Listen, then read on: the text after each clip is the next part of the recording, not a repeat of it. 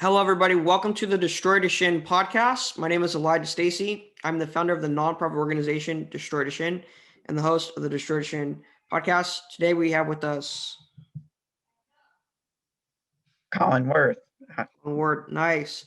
And so, Colin, you have Duchenne muscular dystrophy. That's correct, right? Yes, Yeah. yes, I do. So, where are you located? I live in Central Virginia, which about an hour away from Richmond, which is the capital of Virginia. Okay, nice. And how old are you? I'm 25 years old. 25. Okay. So yeah, man, let's get to know you. Let's get the audience to get to know you. So tell us about yourself. Like, what do you like to do? Like, what's a typical day look like for you? Do you have any like hobbies or like what do you do? So I actually have a part-time job. I work as a web designer for a small local business. So I've been working for doing that the past 5 years. I graduated from community college in 2015. So that's really what keeps me busy. Um, Other than that, I do play some video games and just um, listen to music and Mm, um, stuff like that. Yeah. Okay. yeah, stuff So like that. what video games? That's got my interest. Yeah. What video games do you like to play? Well, so lately we have I have a Nintendo Switch, so I've been playing the um, Super Mario, the 3D All Stars. How they ported over the games for the Switch. So Hmm. that's what I've been doing lately. Yeah. Okay. And so web design, right? So what got you interested in that? So, well, I've always been like working with computers and been like the tech support person for the family. And I actually took some web design classes in community college, which I really enjoyed. And um, I guess I kind of have a design eye as well as a Hmm. technical skills. So Hmm. um, Would you say that you're creative then? Like I yeah, noticed, so this is something that's an interesting observation, right?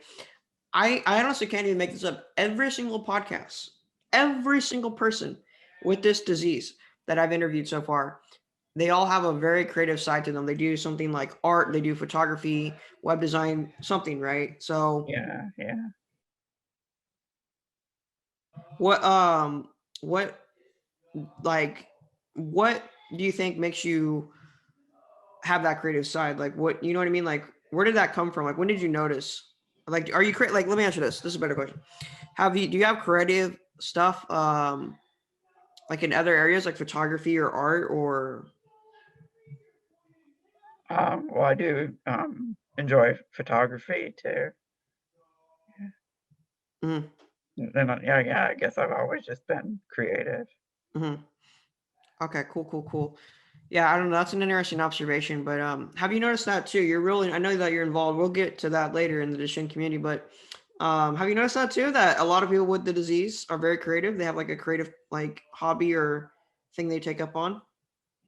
Yeah. I wonder if that's just um, since a lot of guys that um, aren't really into or can't participate in sports. I guess it's other creative things that you can do. Like a lot of guys do Yeah. video games. Yeah, Not only that though, I just feel like with extreme suffering comes amazing creativity. Like the creativity is an expression of someone's suffering. It's I don't know if that makes sense, but that's kind of my personal reflection upon it. yeah. And I wonder if it too. Just being creative kind of has something to um, creative outlets kind of Hmm. a distraction or a way to Hmm. kind of forget about Yeah. So you're from Virginia. Um, you do web design. You like to play video games.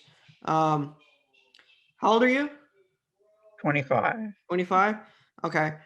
What is your like favorite type of like food or dessert or something along the lines of that? Well, I like a lot of foods. I think I'd say my favorite is probably I like Mexican food. Okay. Yeah. Yeah, Mexican food's good. What do you like to get? Like burritos, tacos? What's up? I actually like enchiladas. Enchiladas? Okay, yeah, I'm a burrito taco guy, so I like Mexican food too. I like that a lot. Do you got any other favorites or? Well, I like Italian food too, pasta and pizza. Yeah. Mhm.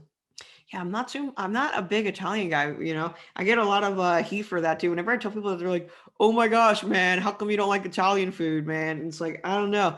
I like Mexican food though. I like Mexican food though. Uh, Yeah. Yeah.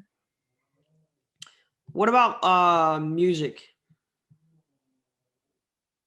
So I actually like a lot of 70s and 80s music. My parents have um, always listened to music, and I've gotten kind of turned on to their music. So Mhm. Okay, okay. This one's fascinating to me. Do you have any role models that you look up to? Like for me, I have a lot of business role models or um just people like in all well, there's a lot of different fields that I'm interested in, but like I have people that I look up to and like to take advice from and listen to and just like want to be like them. Do you have any role models? um, well, I think with the technology, I think I would say definitely well, Bill Gates, and also his philanthropy as well. Hmm. Okay, so Bill Gates. What's weird is or not weird, but interesting is a couple weeks ago I had a guy on and his role model too is Bill Gates. Um, so it's interesting. Um, do you read books? Um, no, not really. Not really. Okay, okay. TV shows, movies, Yeah, yeah. Yeah, I've been favorites? watching a lot of TV, especially during the pandemic. So, Mhm. yeah, been watching The Mandalorian. Okay, okay. Yeah, I heard about that. See, I don't know. I never really watched TV, but people keep saying they've been watching that. So, um, okay, okay. Do you have any like goals in life or things that you want to accomplish? Well, I mean, a pretty I've finished school and I've got a job, so that I mean that's a pretty big goal that I've met. Absolutely. And Hmm.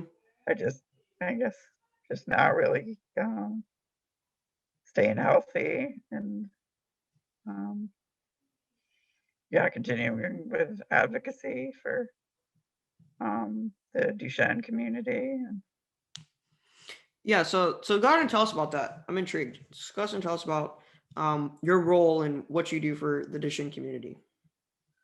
so I've been a member of the Parent Project Muscular Dystrophy Adult Advisory Committee for the past 5 years, and we work to help advise Parent Project with all their policies, and including the especially the adult perspective is more and more guys like us are living active lives to keep our voice in um, their advocacy and all the policies. Mhm. Okay. So you're a member there. What do you feel that you contribute? Do you feel that you contribute anything unique compared to other people that are a part of it, or Um, well, I just or try to be, I guess, a resource or a mentor to others living with the disease, or especially younger boys, have someone to look up to and yeah, and the parents as well. And it's just been nice to get to know a group of other guys that are going through what I'm going through. So Mhm. Yeah, to kind of like have that support, and sounds like you're a real positive guy. You bring that positive energy to parents and younger people with the disease, and I think that's really good. I think we need more of that for sure. Would you what is your take on, um well, let me ask you this. Do you think that having a positive attitude makes living with the disease easier? um, yeah, I think it's definitely important to have a positive attitude and not to let it impact your life too much. Because well, it's helped a lot for me to see other guys growing up, doing great things and knowing it's possible. But yeah, definitely going at it with a positive attitude um, helps. Knowing that things aren't, um, oh, they're hard, they're not impossible. Mhm. Mhm. I know what you mean. Okay, moving more towards the shin now, in particular. When did you find out that you had the shin? So I was diagnosed when I was 3 years old.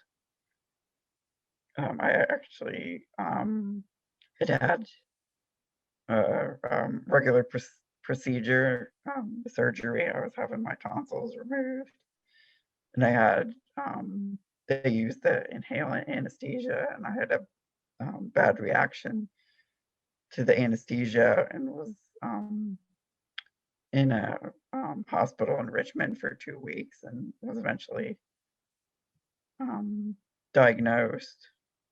Um, so Okay. it was kind of a scary thing. Hmm. Hmm. And so then I guess the second major thing is like, when did you lose your ability to walk? So I've actually been kind of an outlier with Duchenne. I actually walked until I was 21. So, Oh, that's very good. That's very good. Do yeah. they doctors or anyone say any reason why that might be? Um, well, I guess they were saying they think I'm like an outlier, kind of like a severe form of Becker, but a lesser or Hmm. not as severe form of Duchenne. So kind of in between the two. Hmm. Yeah, that makes sense. That makes sense. I've heard about this.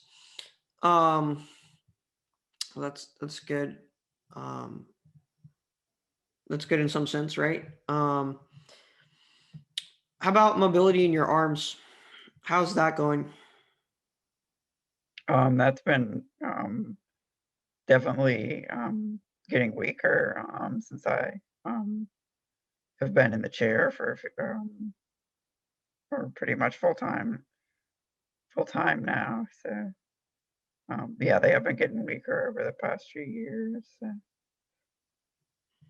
How did losing your ability to walk make you feel? um, well, I don't think it's really been that hard for me, and I mean um, always been kind of accepting of it.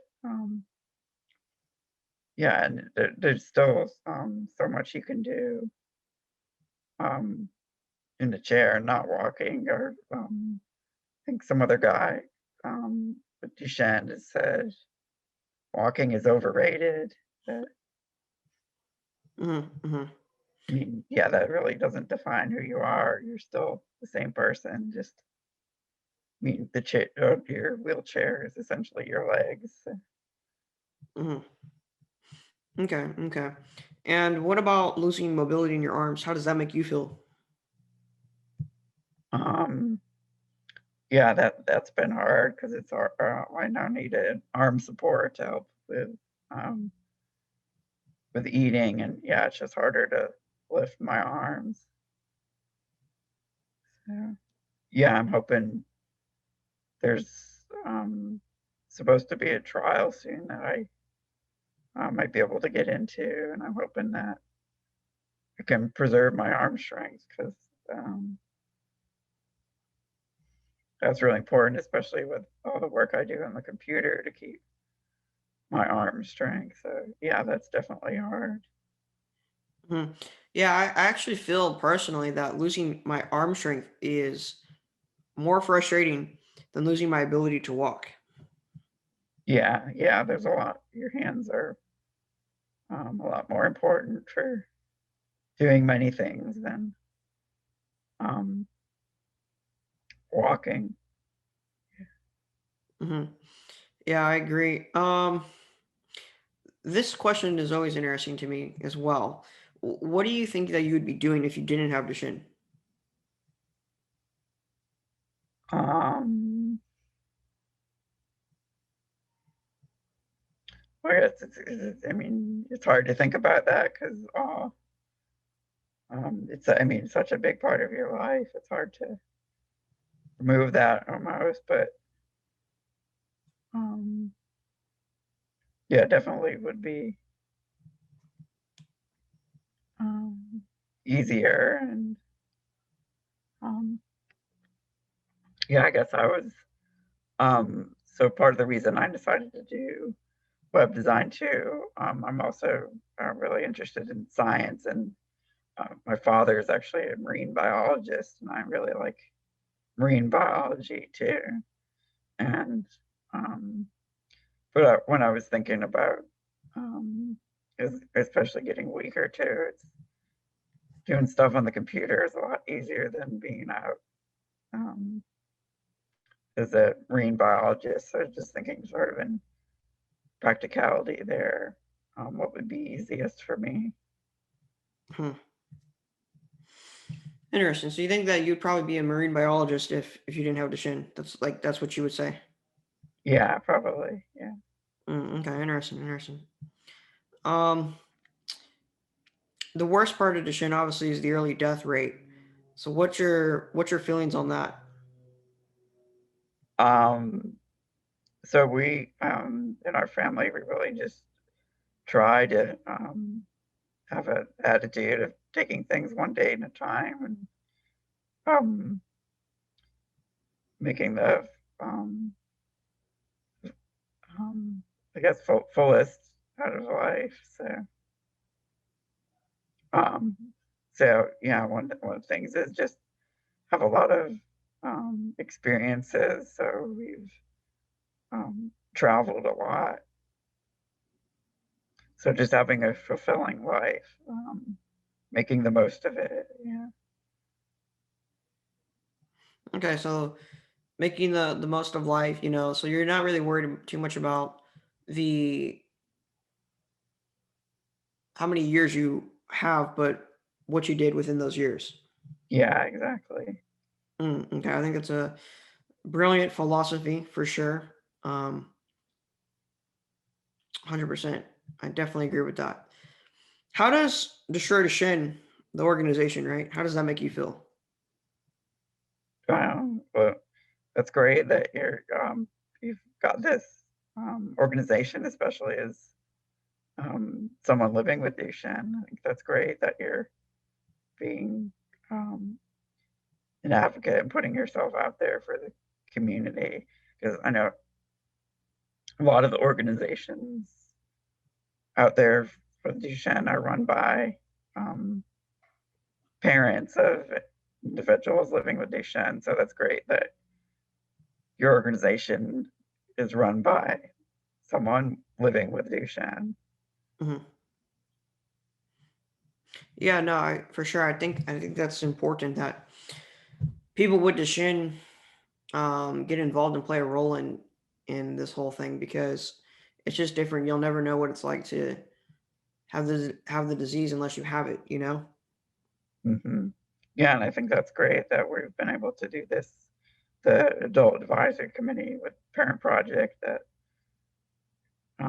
they realize that what we have to say is definitely helpful. Hmm. What do you hate most about the shin? Um, well, definitely that it's a pretty um, terrible disease, and yeah, especially knowing there's a lot. I've had a lot of friends that have lived with it that have passed away. So, yeah. How's that impacted you? Like your friends and stuff? Yeah, that's definitely been hard, and I guess kind of motivated me to make a difference in the community, hoping to impact, and just give advice to others living with Duchenne to know. Mhm. Um, mhm. Yeah, and I just think it's been great to get to know other guys going through it. That really helps you um, deal with living with it, knowing that you're not alone. Yeah, definitely. Do you think that the shin has made you a better person? Um, I say, yeah, I think it definitely has impacted me, but I don't know. I mean, always been a um, positive person and had a positive outlook, but yeah, I mean, I think I would um, have been a good person regardless. But Duchenne has definitely given me a different perspective on life. That Well, how so? Like, let's go into detail with that. What do you mean by that?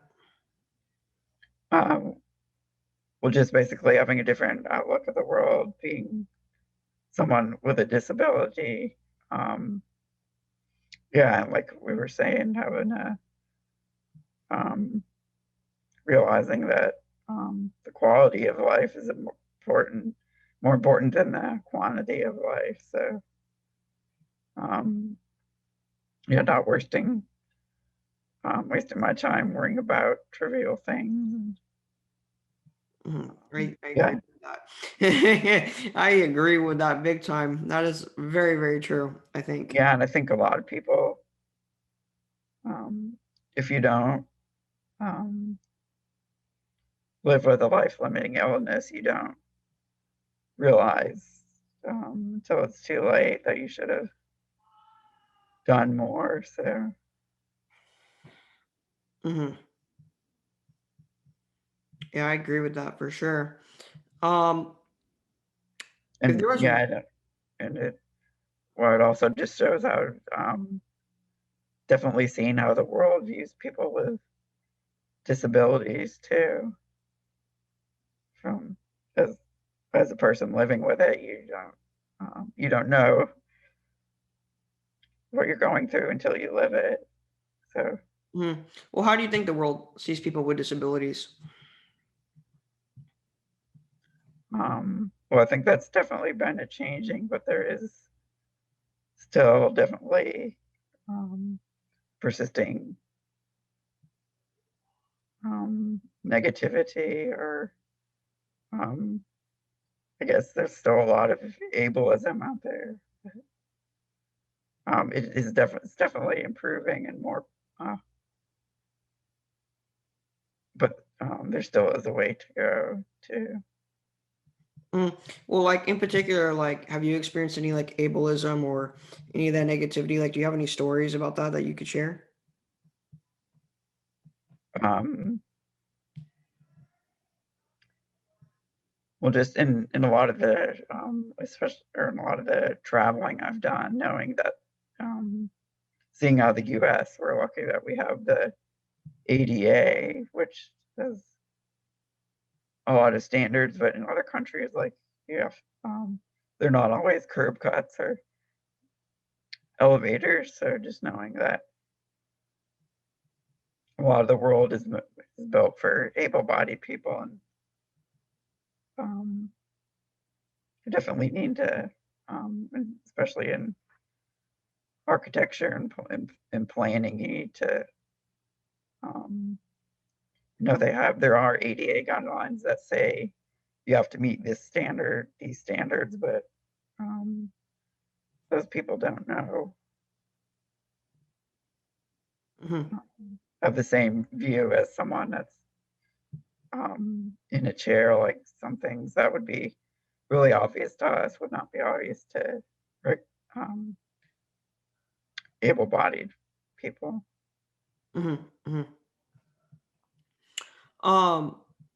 If there is one thing, then right, maybe this is the one thing that you just said. But if there's one thing you'd want people to understand about the shin, what would that one thing be?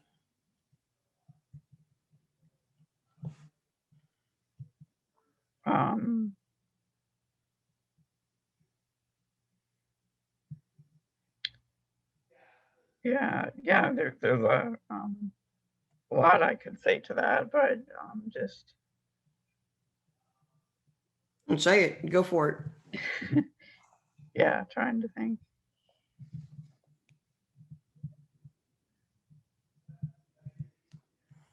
Yeah, I mean, just that. Well, and I think I kind of showed that already. That just that, although it's a really hard disease to live with, you can still live a full and fulfilling life.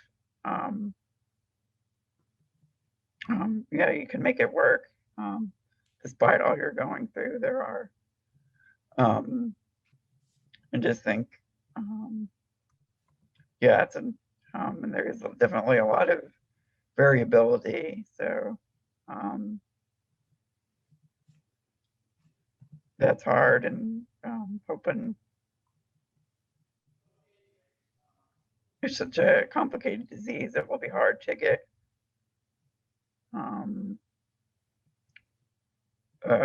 one cure for everyone. So it would be kind of, as I've talked about with drug kind of cocktail that will. What do you mean by that? So just saying everyone, not a cure won't be the same for everyone, and probably it's a combination of things. And well, I guess there will be hopefully a cure eventually, but now that there's a bunch of medicines. So yeah, and it's just it's hard to deal with all the medications, and just it is hard, but try not to let that bog you down. So just it's from what it sounds like, you're saying that there's just a lot of stuff involved with the disease. Yeah, it's very complicated, and yeah. Okay, I definitely agree. Definitely agree. Something else I noticed about people with Duchenne is that they're all like the disease makes you become a natural problem solver, right? It builds you into that mindset of becoming a problem solver, and you become really good at it. Would you say that's true? Definitely for me, I've always been problem solver, but I guess, Duchenne being a complicated problem itself, it's kind of a puzzle.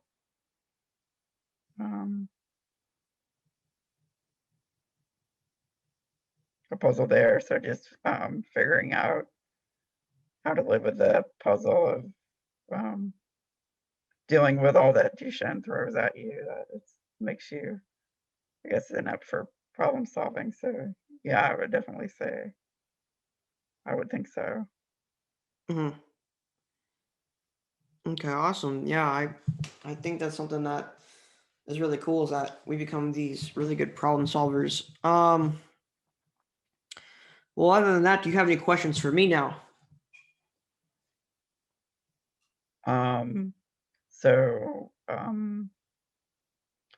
how did you decide to form your organization, or what motivated you? Yeah, so during my ninth grade year, I started getting really interested in business and like a passion for it. And my whole life, since I was a little kid, I always wanted to do something great for the world, right? I'm obsessed with greatness and accomplishment. And so when I was really getting into business and stuff, I wanted to do something, and like I was 15 at the time and I didn't understand why I had to be 20 or 30 to do something great. Why couldn't I just do it now? And I just didn't know exactly what I wanted to do yet. And we went to this fundraiser to raise that was raising money. Um, and in this booklet they had, I was looking through it. At the back of the booklet, it talked about how patients basically lose their ability to walk, which was not news to me. And then they lose their mobility in their arms, and that was news to me, and that really saddened me and really like hit me hard. And then it said that patients die early on in their life, and that's when I was like, okay, okay. And then it said that the disease is incurable. And I like when people say, "Hey, you can't do something," because then I go, "Well, okay, then let's see about it. Let's see about it." You say I can't do it, then let's see about it because I'm going to go and do it. And so incurable at the time, I understood that as, oh, they're saying like it can't be cured. They're just saying there's no cure. But that's how I took it. I took it as a challenge. So I knew right then and there, okay, you know what? I know exactly what I'm going to do now. I'm going to start a business and we're going to go and cure this disease. Like it's going to happen. Um, and like just weeks later, I started forming the organization and doing everything I needed to do, legal paperwork and you know, board of directors and all that stuff. So then we got it up and running. Yeah, and that's what motivated me to start it. Yeah, yeah, that's awesome, and yeah, that's definitely great. Definitely agree that it's definitely want to try to leave some impact on the world, and yeah, yeah, definitely. I enjoy.